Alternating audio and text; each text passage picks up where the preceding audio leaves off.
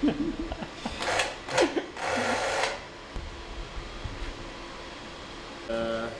is what, per pick? I can't see the speed Artem was coming. So before it was grabbing the toe, pushing the toe. And now if you look at how it's picking, it's much more subtle, even on the object itself. Yeah. Everybody is already using LLMs, chatbots, and etc. But robots, humanoids, it's really true AGI because they can do whatever you want and can imagine. We've built our own proprietary VLA model, Vision Language Action model, that help robots do different tasks in real world with human speed. And this is, and also robot can learn new skills, new use case, just even in a couple of days.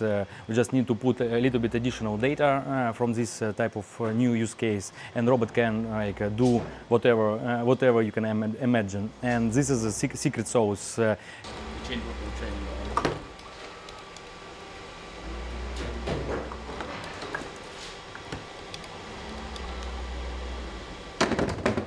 A lot of companies are building just hardware or just software or just AI models, and our advantage is that we build a full stack from hardware to AI models and also integration application layer, and we build really a final product.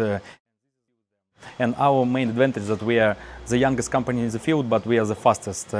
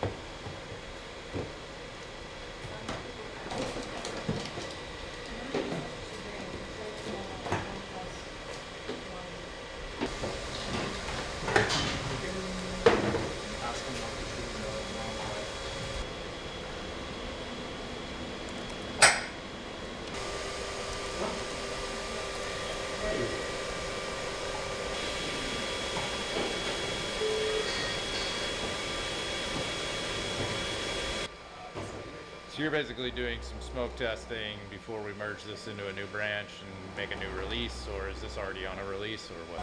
Make it more reliable, more flexible, so that we can throw in an object in the scene.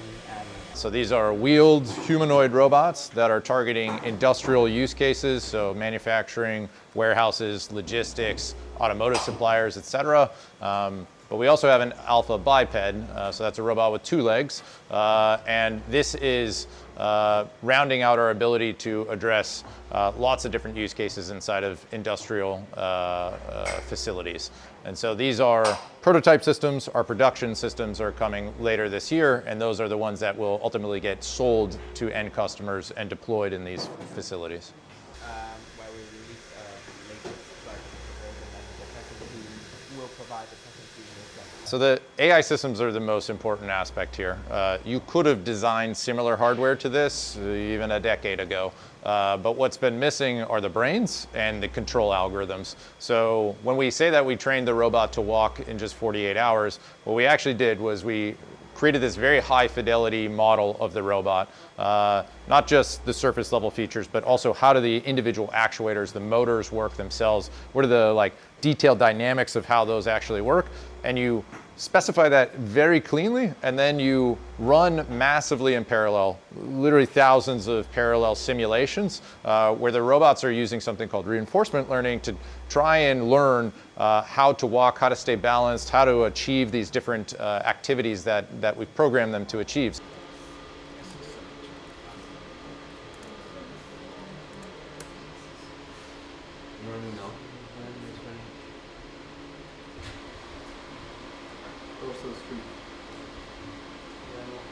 So can you run full body control? Can you run down again? Maybe back a little bit. Yeah. Let's do that. Let's start. Please do. I don't know. It's a little bit. Yeah. Yeah.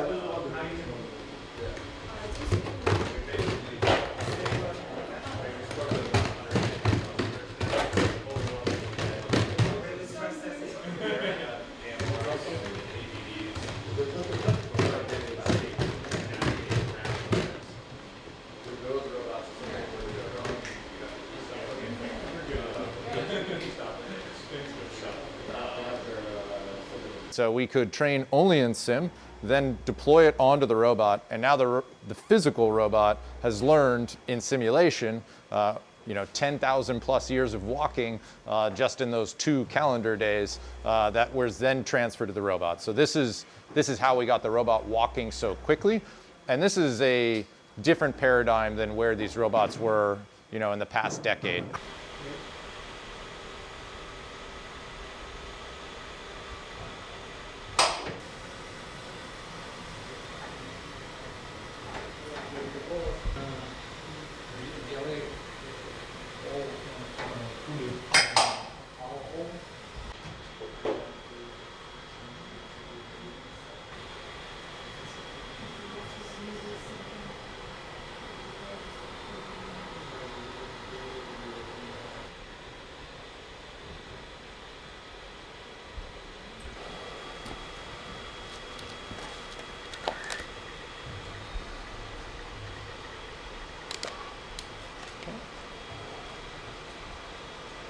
Once you know how to control all the joints in the system, there's a higher level AI brain.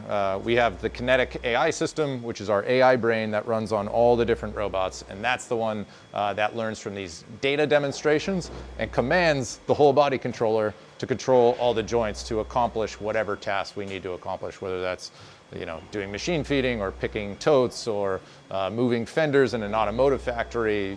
Basically, if you can demonstrate to the robot how to perform this task yourself, then the robot can learn how to perform that task. This is basically the big unlock that makes this a commercially viable system.